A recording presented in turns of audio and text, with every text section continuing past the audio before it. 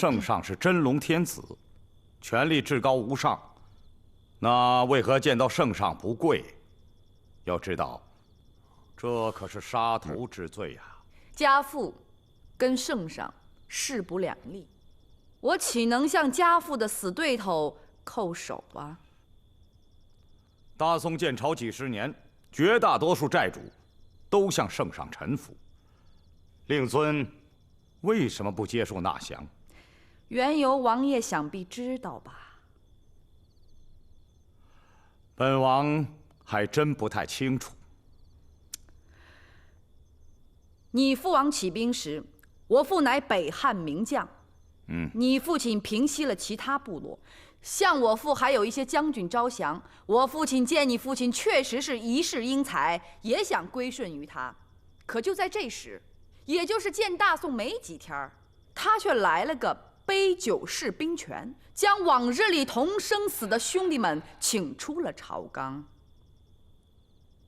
我父得知这个消息之后，也就断了归顺的念头。父皇之所以这么做，也是为了大宋的稳定。也许吧。可是我父亲不顺降，也不该指责。太祖将皇位交给你叔父之后，你叔父和当朝皇上10几次围剿木克寨。王爷，您可曾想到，那木克寨的乡民们饱受战乱之苦？所以，我断不能向圣上下跪。明白了。马上就要看到穆桂英出丑了，本公主自然高兴。哎，公主，2天后想想穆桂英她尴尬的样子，多解气呀！还宏伟巨制呢，我看是拙作中的拙作。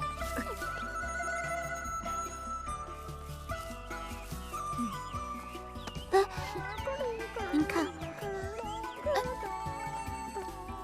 站住！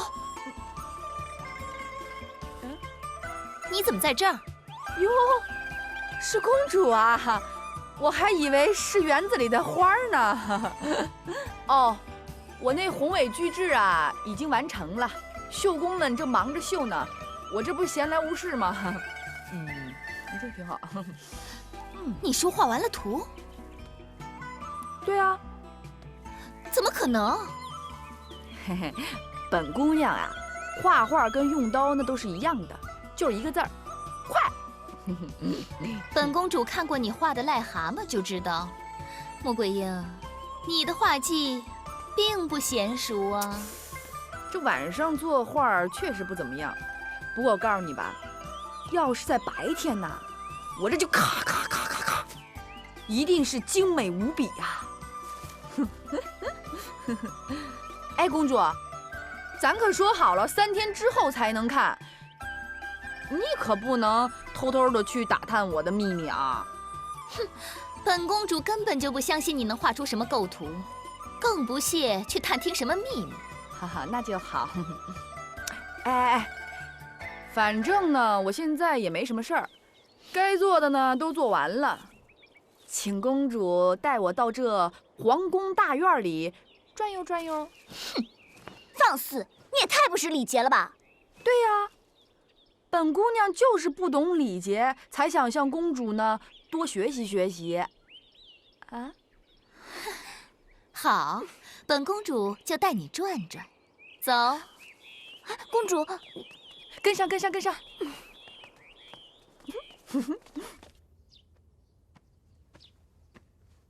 圣上，圣上，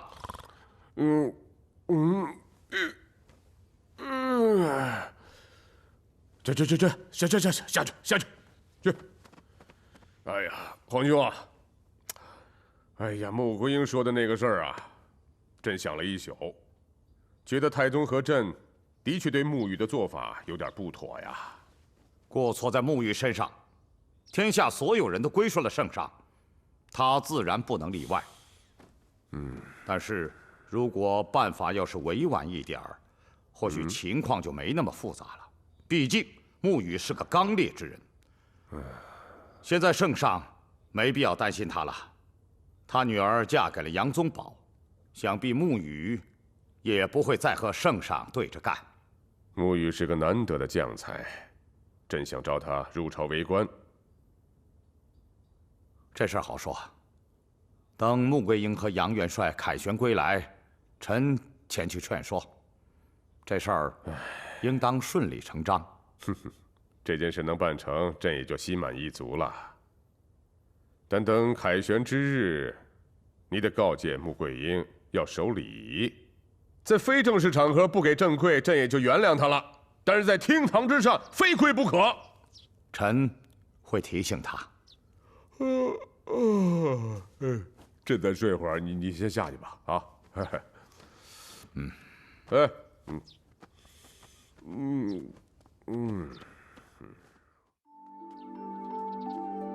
这皇宫的房子呢，确实比木克寨大点儿。这大是大吧，只是这个花花草草太少了，缺乏生气。还有，你看他们，跟木头一样，一点神气都没有。在我们木克寨呀，那香槟见了乡亲们都微笑打招呼呢，可和气了。你看看他们。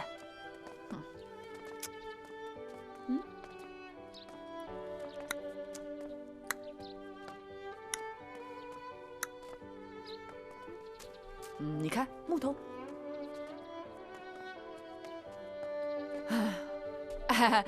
这时候也不早了，我该回这个刺绣部吃饭了。谢谢公主陪我逛这么一遭。木姑娘啊，你看，这把你请来，你就是客人，我也该尽一下地主之谊嘛。你就在这吃吧。在这儿吃啊？啊，哎呦，这不大合适吧？我还是回刺绣部吧。我都已经安排好了，就在这吃吧。别客气，木姑娘。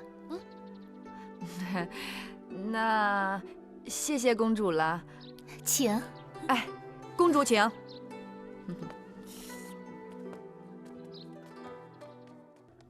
请。哎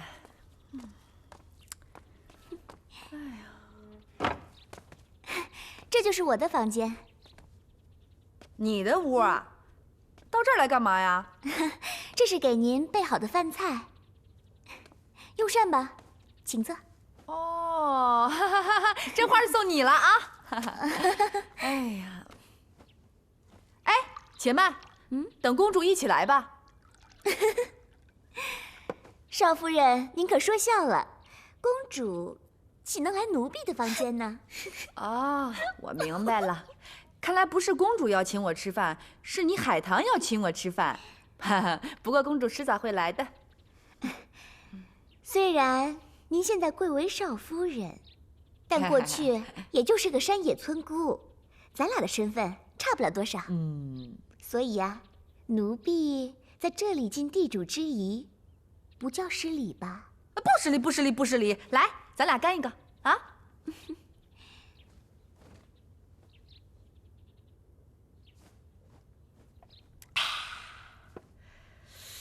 哎呀，你说这公主真够体贴的哈，她怎么就知道我喜欢这一口呢？那好吃您就多吃点啊。好吃。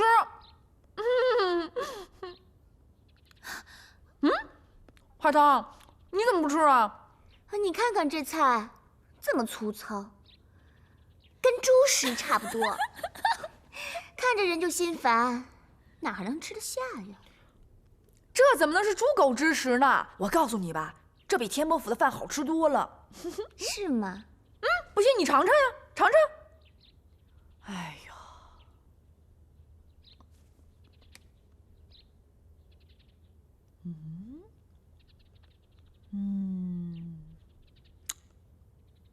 本姑娘知道了，你为什么咽不下这饭菜？为什么呀？因为啊，你命贵。我就是一个奴婢，谈何命贵呀？啊，不，你是贵人之相。是吗？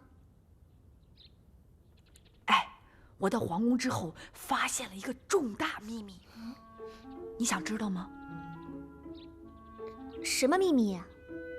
当今圣上是你亲爹。不可能，这不可胡说，不可胡说的呀！我没胡说，圣上啊，真是你亲爹。不是，绝对不是！你那说话的声音跟手势跟你亲爹一模一样。不可能，这绝对不可能的呀！你看这走路都跟你爹一模一样的。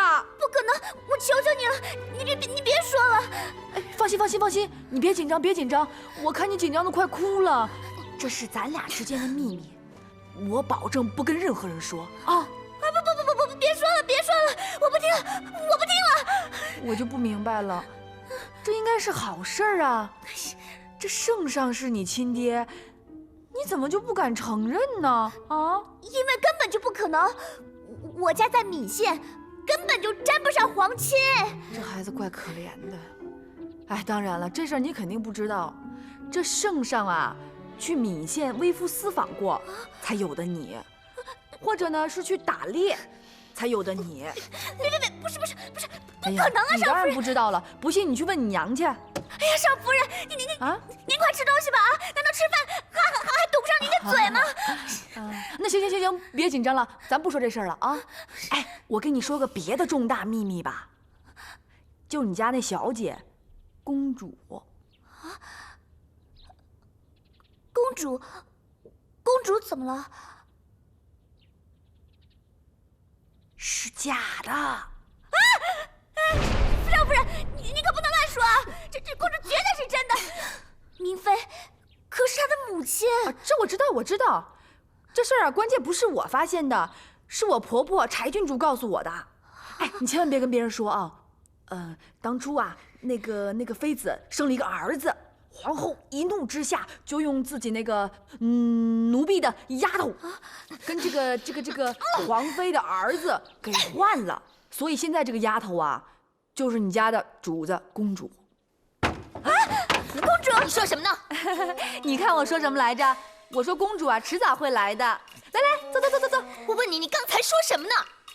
我说什么了？你信口雌黄，你该当何罪？哎呀，我跟海棠闹着玩呢，你还当真了？你拿本公主开玩笑，你活得不耐烦了吧你？你罪该当死！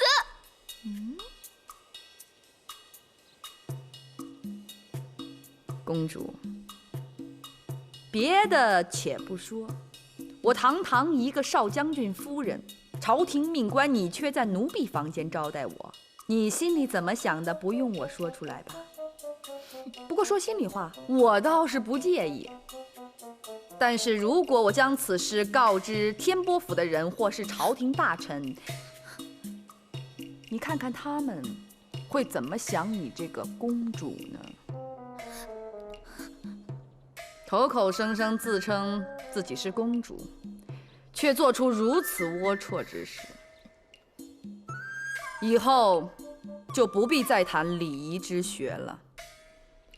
不用送了。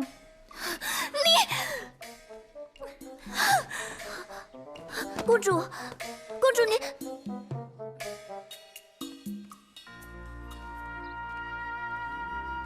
哎，赶紧的啊！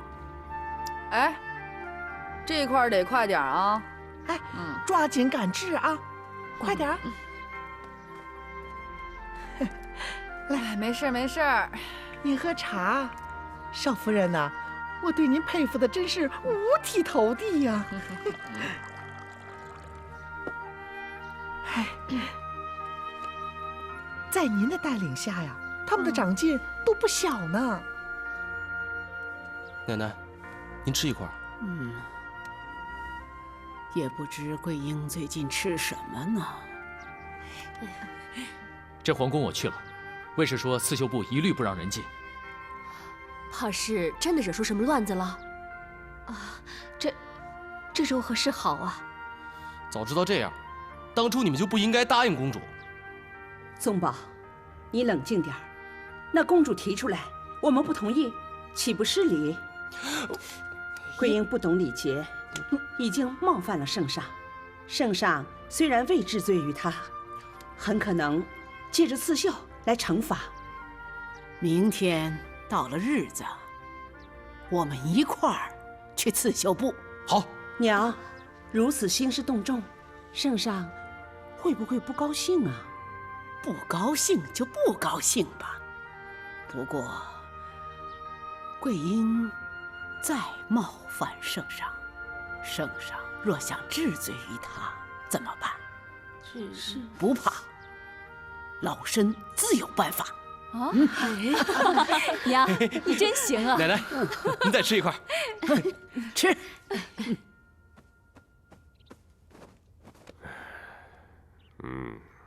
今天是看穆桂英作品的时候，父皇还记得吗？那当然了，穆桂英夸下海口，真想见识见识啊。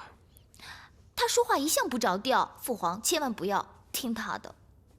哎，可朕听说她真是有本事啊。那是武艺和用兵，在刺绣上她一窍不通。孩儿的意思是，您要真看见了她的着作，可千万别计较，千万别治罪于她呀。现在她是杨宗保的夫人，又要即将随杨元帅出征，父皇治罪于她，不利于出兵的。朕早就想到了。哎，您慢走。叩拜圣上。哎呦，免礼叩拜免礼，圣上佘太君，哎，请起身。谢圣上。佘太君，穆桂英来宫中学刺绣，把天波府搅得不安呐。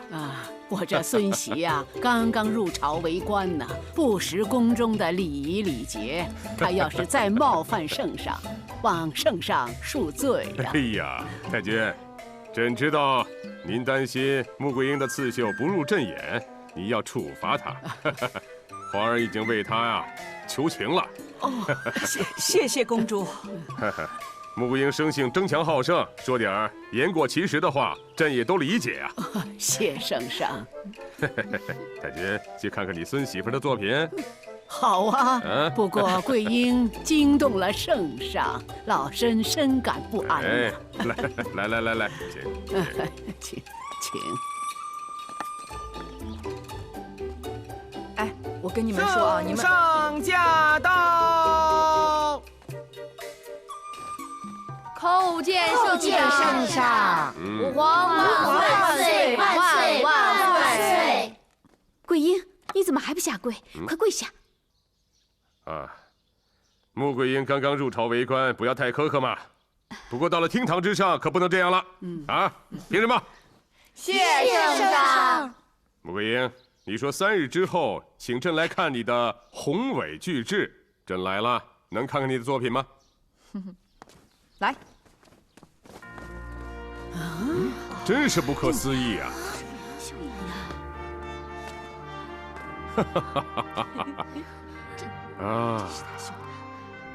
穆桂英啊，你让朕刮目相看呀！来，穆桂英，这幅刺绣起名了吗？请圣上赐名。海浪长空，山川河流，大漠孤烟，花鸟树木，应该叫锦绣河山呐！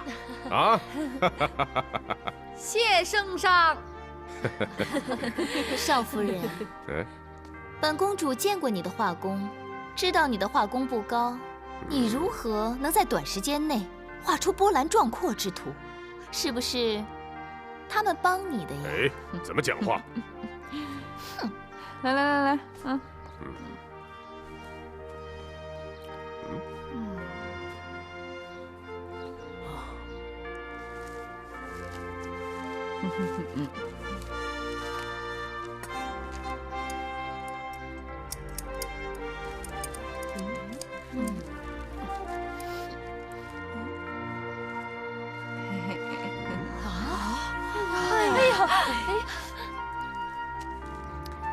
好了。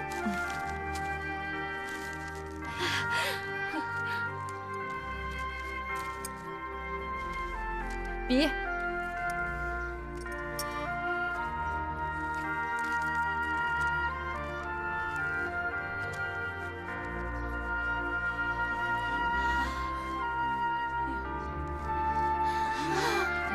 你看，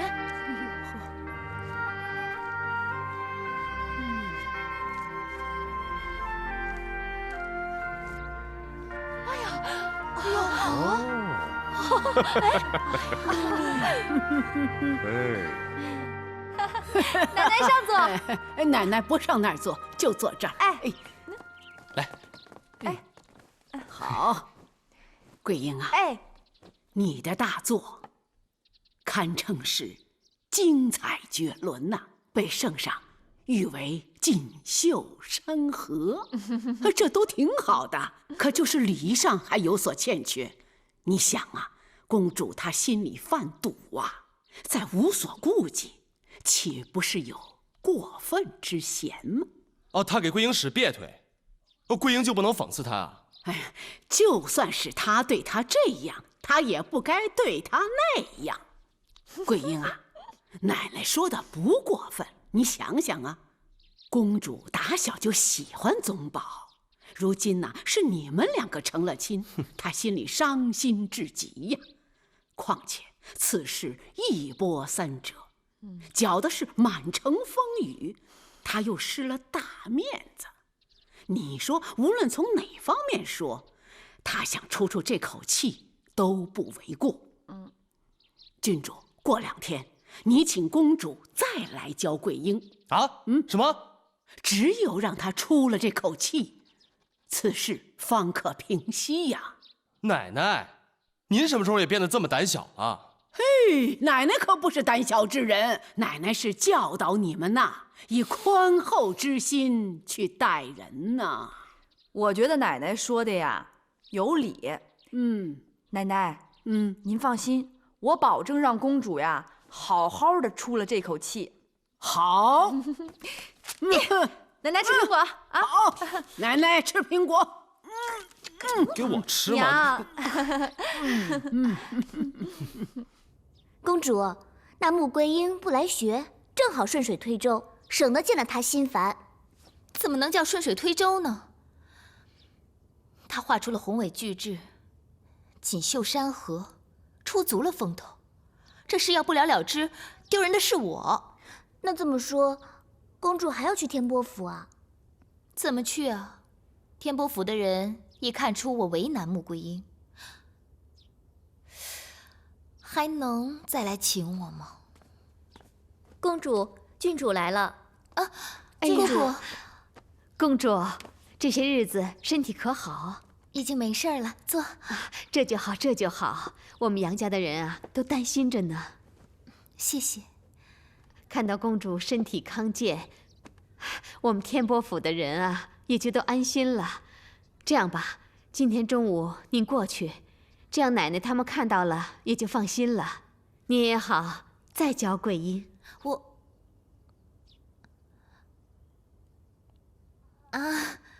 姑姑，我谢谢您，还有老太君，我跟姑姑亲如一家，就没必要客气了。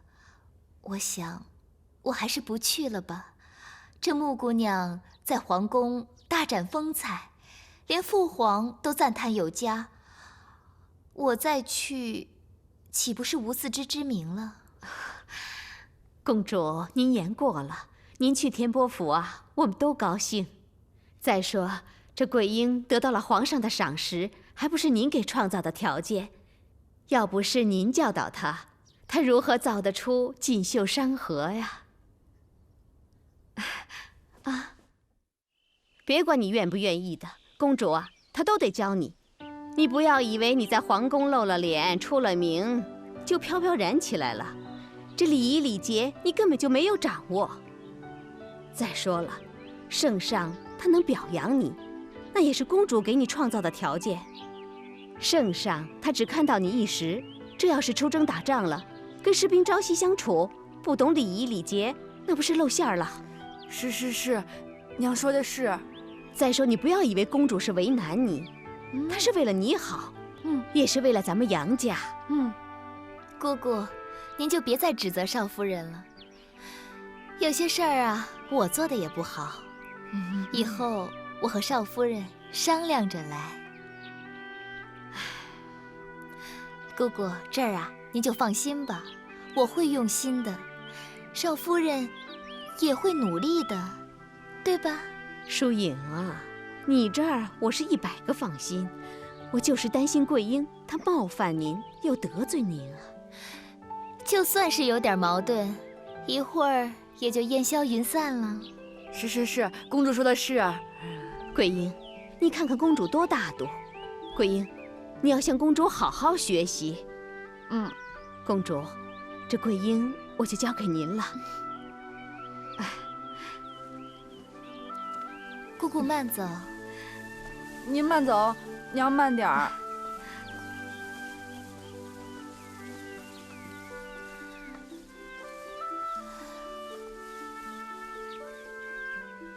穆姑娘，从你制造出锦绣山河，本公主就知道你确实是聪明过人。只要稍肯用心，就会掌握礼节礼仪。现在的关键呀，是你内心抵触。你说对了，你肯定觉得呀，天波府的生活习惯呆板繁琐。你觉得这种生活习惯又不如以前在乡村的舒适。这我得跟你说啊，你习惯的东西可不是最好的。公主啊，其实本姑娘不是不懂礼仪之人，只是本姑娘是习武之人，宫廷里的做派和习惯不适合我，所以本姑娘认为适合我的那才是最好的。您听明白了吗？那你替天波府的人想过吗？他们的想法是否和你一样？太君也许和你想的是一样的，可是郡主和那些婶娘们却大相径庭。他们都出自大户人家，怎么可能适应你的习惯？我现在也不给你讲礼仪礼节了，我只想告诉你，这城里的东西啊，就是比你乡村的好。宫廷里的礼节礼仪，就是比你木刻寨的习俗强无数倍。错，不信您走着瞧吧，迟早有一天，本姑娘能改变他们。桂英啊，你给奶奶说说，公主劳心费神的来天波府教你礼仪，你怎么就这么抵触呢？我们都知道老太君疼你，可是她没有纵容你不学礼仪呀。出征迫在眉睫，你这个样子怎么随杨将军一起出征？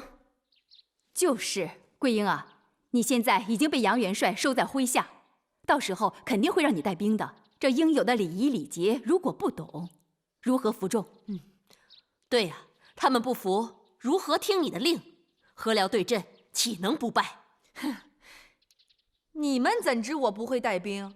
我穆桂英15岁便开始带领木刻寨的男女乡兵们拼杀，他们对我是唯命是从。哼，那是你们木刻寨的乡兵，不是大宋的正规军。就是这乡兵的战斗力，岂能与我正规军相比？那为何这正规军久攻不下木刻寨呢？你，桂英，休得胡说！郡主啊，桂英不是贬低大宋军队，她就是打一个比喻。她说的也是事实。我杨家军确实在木刻寨受挫，不过现在桂英是杨家人，木刻寨的乡兵也应该归顺大宋了。哎呀，你们那公说公有理，婆说婆有理，到底谁说的对？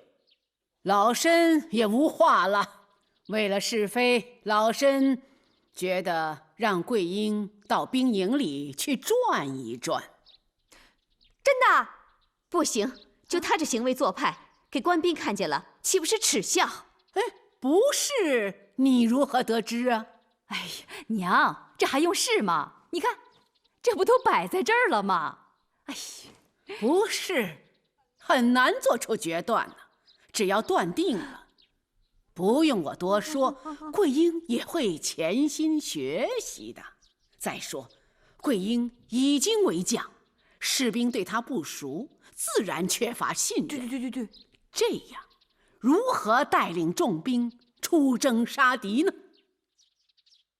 公主啊，哎，你说说老身说的对不对呀？奶奶说的对啊，你看看，既然公主说了，那就让桂英到兵营里面转一转，试一试。谢奶奶。娘，要去我们一起去。如果桂英有个什么闪失，我们呐也好给她遮挡遮挡。好，那老身跟你们一同去。走，来，走，慢点。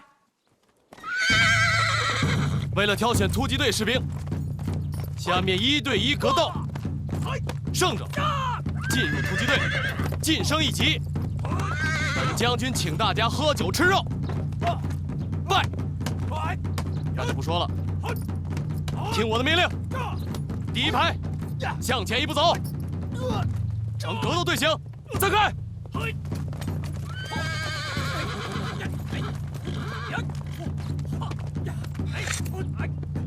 啊，杨将军干什么呢？太君正在选突击队士兵。那让我们看看。是。大伙儿都听好了，要想得到荣誉，就战胜对方。你们都准备好了吗？准备好了。开始。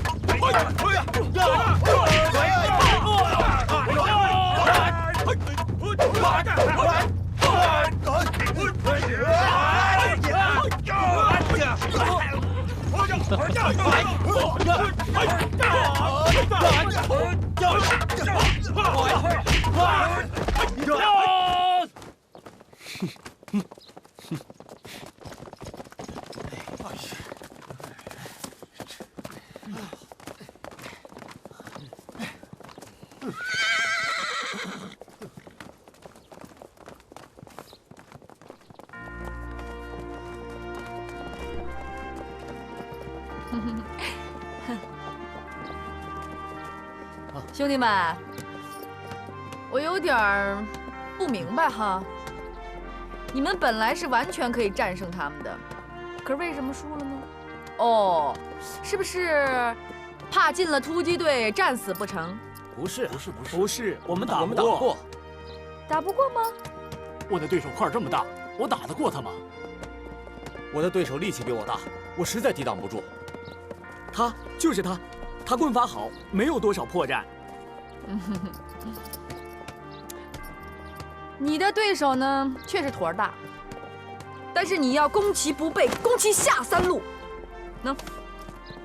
你知道刚才我看到什么了吗？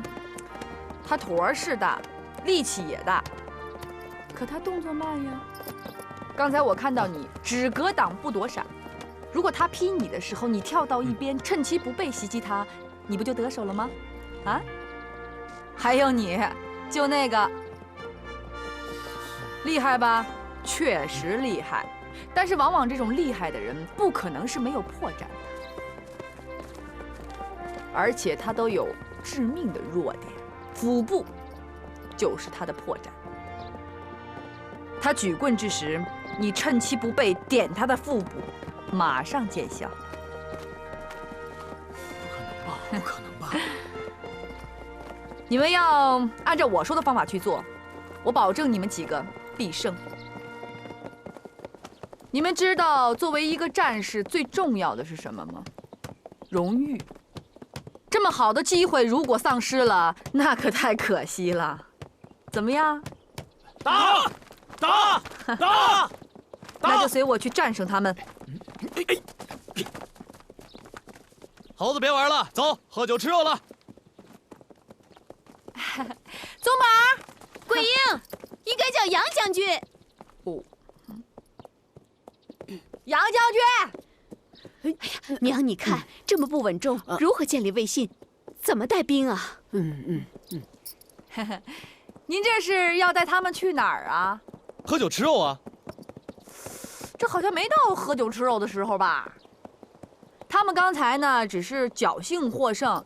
如果他们就这么入选了，对他们那就太不公了。他们都是胜者，刚才你也看见了。我是看见了。如果再战的话，未必能胜吧？哦，别是又不敢吧？你们敢不敢？敢！那请。请。走，快！快！奶奶，兄弟们，刚才我夫人说了，如果再打的话，这边可能会胜。我不信，你们信不信？不信。那就证明给他看。开始。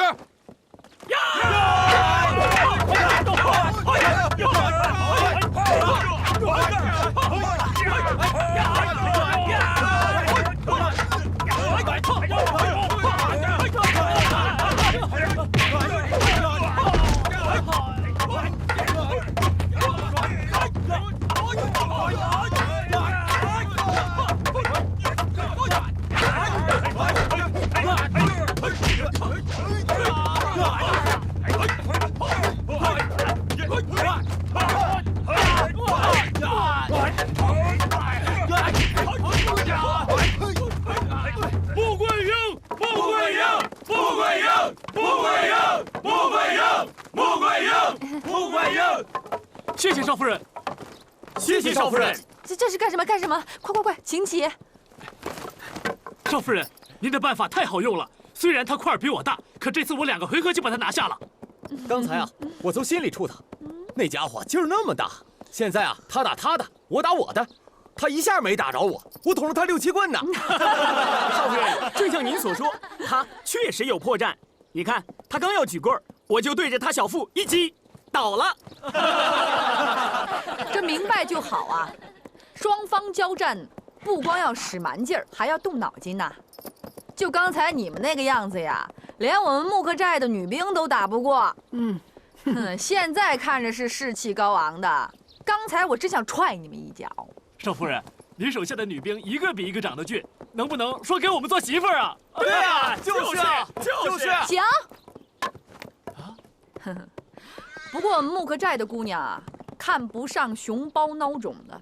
等你们从前线建功立业回来之后，我保证她们都嫁给你们。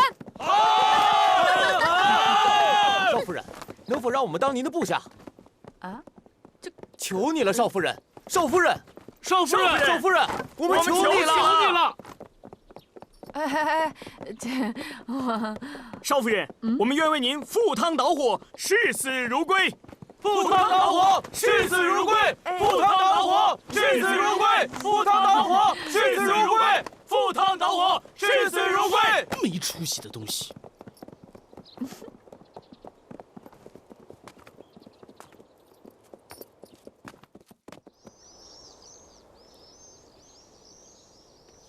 集合！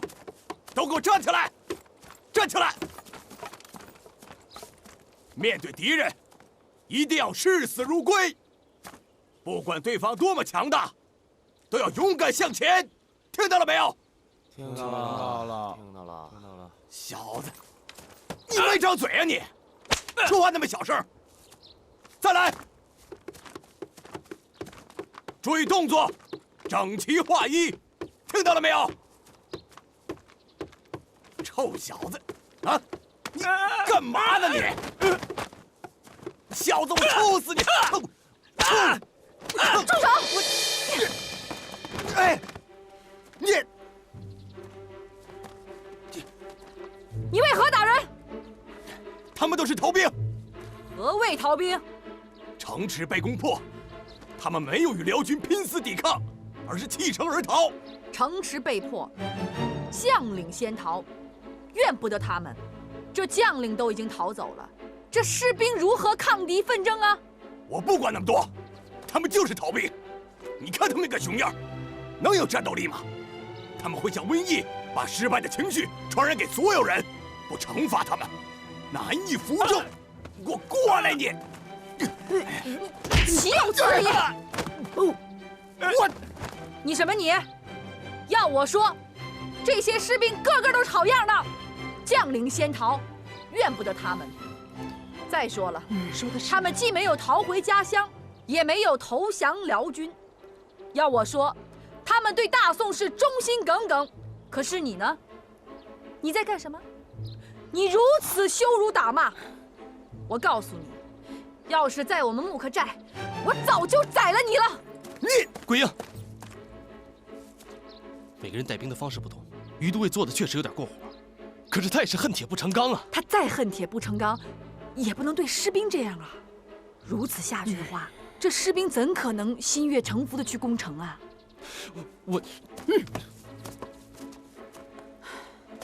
对不起大家了，对不起了啊，对不起。